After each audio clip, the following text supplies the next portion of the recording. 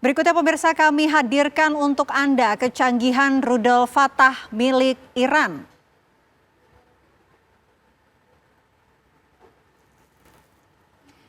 Ya, ini dia kecanggihan rudal Iran, rudal Fatah dan rudal Sejil.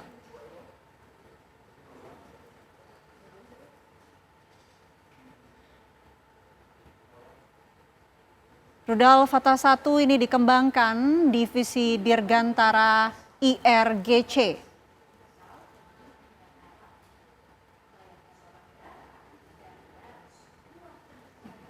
Dan jarak jangkaunya ini kurang lebih 1.400 km dengan kecepatan 6.100 km per jam.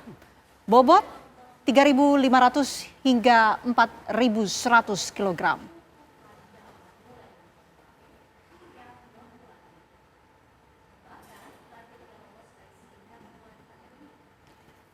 Jenis rudal balistik hipersonik yang merupakan rudal Fatah 1 ini pemirsa dan juga bisa menghindari intersepsi.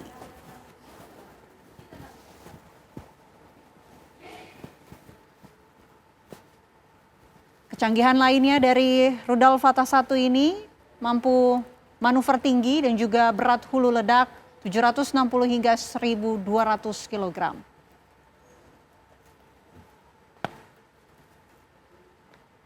Ya, tadi kita sudah menelaah ya kekuatan antara Israel dan juga Iran, termasuk juga yang sudah kita saksikan ini kecanggihan dari rudal Fatah 1 yang mampu menembus Iron Dome dari Israel. Pertanyaan tadi saya mengenai bagaimana kemudian jika eskalasi konflik perang Iran dan juga Israel ini makin memanas begitu, apa yang bisa terjadi, Mas Bizarro? Kalau kita lihat perang ini akan saling menghancurkan satu sama lain. Dan karena mereka mengincar sama-sama zero sum game, Mbak. Nggak ada yang satu pihak menghabisi pihak yang lain, seperti itu. Kedua, kalau tuduhan Israel, Iran itu memiliki bom nuklir, saya malah khawatir ketika serangan itu dilakukan, Iran benar-benar malah bikin bom nuklirnya sekalian. Kayak gitu kan. Sekarang itu kan prediksi banyak kalangan ataupun analisis bahwa sekarang itu kan tingkat pengayaan uranium Iran itu mencapai 50-60%. Dia baru mencapai 90%, dia menjadi senjata nuklir. Kayak gitu. Bukan tidak mungkin Iran kemudian dia mempercepat. Karena namanya juga dia diserang terus. Dia juga kemudian terisolasi. Dan dia berhadapan dengan para sekutunya Israel. Dia kemudian membuat bom nuklir itu sendiri.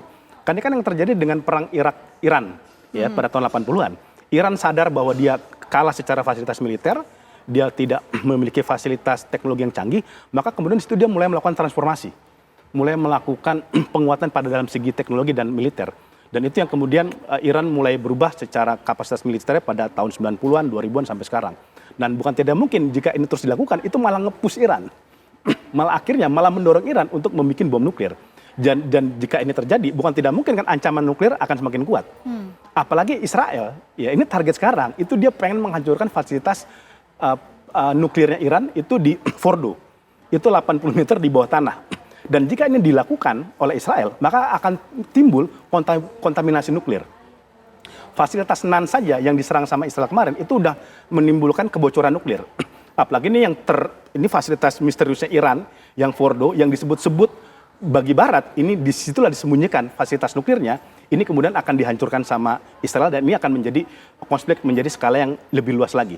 Nah ini yang kemudian banyak dikhawatirkan oleh berbagai pihak kan, bahwa ancaman nuklir ini bisa jadi malah muncul dari perang antara Israel dengan Iran yang tidak berkesudahan karena sama-sama ingin menghabisi di antara keduanya. Walaupun mereka juga punya sejarah dulu di masa lalu Irak perang invasi Amerika Serikat ke Irak itu kan juga akhirnya rezim Saddam Hussein jatuh, itu kan proksi Iran yang kemudian tampil di Irak pada saat itu. Tetapi mungkin situasi sekarang udah berubah, bahwa terjadi konflik di antara mereka, dan ini menurut saya memang bagian dari Netanyahu, ini juga untuk mengalihkan isu tekanan dia di domestik. Karena kan sekarang demo terus nih Mbak, di dalam Israel, untuk mengakhiri genosida Gaza, tentara-tentara Israel yang tewas. Apalagi yang terbaru, kontroversi undang-undang wajib militer bagi Yahudi Ortodoks. Yahudi Ortodoks kan sejak eranya Ben Gurion itu kan dispesialkan dia. Dia tidak boleh ikut perang, tidak boleh wajib militer, karena dianggap sebagai tokoh agama Yahudi. Tetapi kan masyarakat Israel itu protes. Loh, orang-orang biasa dipaksa wajib militer sama Netanyahu ikut perang ke Gaza dan mereka tewas. Kenapa kok tokoh-tokoh Yahudi, orang-orang Yahudi Ortodoks itu dapat privilege dia? Nah ini kan konflik sekarang di internal Israel dan partai-partai sayap kanan Yahudi itu berencana angkat kaki mencabut dukungan dia dari Netanyahu. Ya, gitu. Kalau Netanyahu sudah dicabut dukungannya dari partai-partai sayap kanan Yahudi ortodoks ini, maka kolaps, selesai nih pemerintahan Netanyahu. Karena dia cuma menang tipis, Mbak. Dia hanya menang 68 dari 60 kursi batas aman. Jadi cuma 8. Kalau partai-partai ini cabut, maka dia tinggal 50, 40 dan dia otomatis jatuh dan sudah ada sanksi pidana yang menunggu dia akibat perang yang dikobarkan di Gaza. Seperti itu.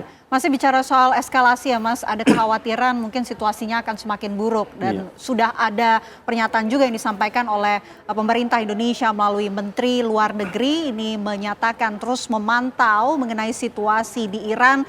Kementerian Luar Negeri dan juga kedutaan besar di Teheran ini juga sudah menyiapkan rencana darurat dan juga mengevakuasi bagi warga negara Indonesia di Iran jika situasi semakin genting. Berikut pemirsa, kami hadirkan pernyataan lengkap dari Menteri Luar Negeri Sugiono. Saya sudah menyampaikan kepada jajaran Kementerian Luar Negeri dan Kedutaan Besar Republik Indonesia di Teheran untuk melakukan asesmen terhadap rencana dan kemungkinan evakuasi warga negara Indonesia. Terus dari perkembangan 2 hari ini, di mana intensitas serangan Israel semakin meningkat, kemudian yang disasar juga lagi bukan saja target-target sipil, target militer, tapi juga target-target sipil, maka saya memutuskan untuk meningkatkan level kesiagaan di kedutaan Iran, di kedutaan Tehran, jadi dari level siaga 2 ke level siaga 1. Kemudian mulai juga melaksanakan langkah-langkah kontingensi dan langkah-langkah evakuasi bagi warga negara Indonesia. Kami juga sudah melakukan komunikasi dengan beberapa negara tetangga Iran, memohon supaya pada saat terjadi evakuasi nanti, warga negara kita diberikan kemudahan melewati perbatasannya karena situasinya juga semakin tidak menguntungkan. Namun kita berharap juga tegangan ini bisa segera selesai.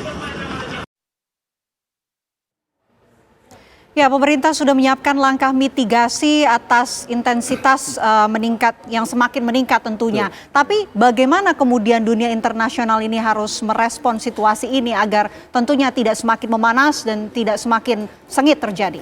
Iya, sekarang ini menarik ya. Pak Prabowo misalkan dia ke Rusia sekarang, ke Moskow ya. Besok juga ke Turki ketemu Erdogan. Menurut saya pertemuan-pertemuan ini harus menjadi langkah konsolidasi internasional yang dilakukan oleh Indonesia untuk melakukan deeskalasi antara perang Iran dengan Israel. Karena dampaknya pertama genosida Gaza belum selesai.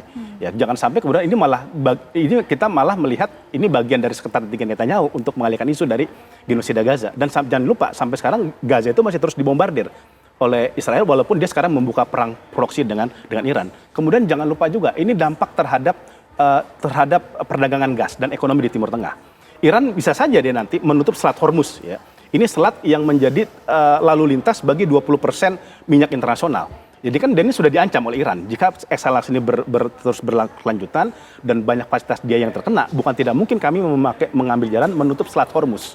Ya, yang di wilayah selat di mana lalu lintas perdagangan gas itu berlangsung. Ya, kemudian ini juga kita khawatir ya, ini apa yang dilakukan oleh Israel ke Iran, ini bisa di-copy paste di negara-negara lain.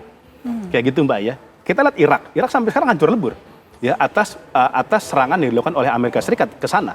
Tingkat buta huruf masih tinggi, pendidikan juga hancur. Ya, Irak yang dulunya negara yang baik, bagus, pura-puranda. Ini bukan tidak mungkin, karena kan tujuannya masing-masing itu ingin menghancurkan satu sama lain, terutama Israel ya ke Iran. Karena kan Iran sebenarnya dia tidak ingin menginisiasi perang. Dia tidak mau menginisiasi perang langsung kepada Israel. Dia baru merespon ketika Israel melakukan serangan. Ya, seperti itu. Dan ini ketika ini terjadi, ini bukan tidak mungkin akan juga skenario-nya diterapkan kepada negara-negara Arab yang lain. Ya, negara-negara tetangga ya, bisa jadi beberapa negara-negara di kawasan akan dilakukan seperti itu. Nah, ini menurut saya memang kejahatan dan kekejian Israel harus dihentikan. Problematikanya belum banyak negara-negara yang berani menghentikannya, termasuk negara-negara Arab. Itu dia. Gitu. Karena apa? Mereka secara umum masih tergantung kepada Donald Trump. Tadinya kan Mbak, kalau kita lihat Trump ke Timur Tengah, tadinya kan ketika dia mendapat investasi besar, di berbagai negara Arab tadinya itu bisa menjadi jalan agar Trump bisa menekan Netanyahu untuk menghentikan genosida dan kobaran api di Timur Tengah. Tapi kan ternyata gagal. Ya, perang bukannya tidak berhenti, malah membuka front baru di wilayah Iran, ya sekarang di wilayah Timur Tengah yang lainnya. Dan juga ini bukan tidak mungkin akan berkobar terus. Nah ini yang menurut saya memang sudah seharusnya dunia Arab tuh jangan mau diprank terus sama Amerika. Jangan mau terus dikadalin lah bahasanya kepada Trump. Mereka sudah memberikan investasi kepada Trump, memberikan banyak uang kepada Trump untuk kerjasama energi, tetapi ternyata itu tidak menghentikan perang di Timur Tengah. Dan siapa yang akan kebakar? Ya negara Arab juga. Ya, yang akan terjadi kebakaran dari kepongahan yang dilakukan oleh Arab dan Israel, oleh Amerika Serikat dan Israel. Oke, tentu akan kita terus pantau ya bagaimana keberlanjutan perang antara Iran dan juga Israel ini. Terima kasih banyak Mas Pizarro atas waktunya di Apa Kabar Indonesia Malam. Semoga sehat selalu. Ya pemirsa, itu dia tadi perbincangan menarik saya membahas mengenai eskalasi perang antara Iran dan juga Israel yang semakin memanas. Saya kembalikan kepada rekan Ken Ane sekaligus menutup perjumpaan kita di Apa Kabar Indonesia Malam. Saya Vena Kintan. Dan saya Ken Ane, pemirsa pamit undur diri, namun sesaat lagi program Dua Sisi akan hadir menemani Anda bersama dengan Arif Fadil dan juga Aditya Nugroho dengan tema sekolah swasta gratis, apakah realistis? Sesaat lagi akan hadir menemani Anda. Kami dari Apa Kabar Indonesia Malam pamit. Terima kasih, selamat malam, sampai jumpa.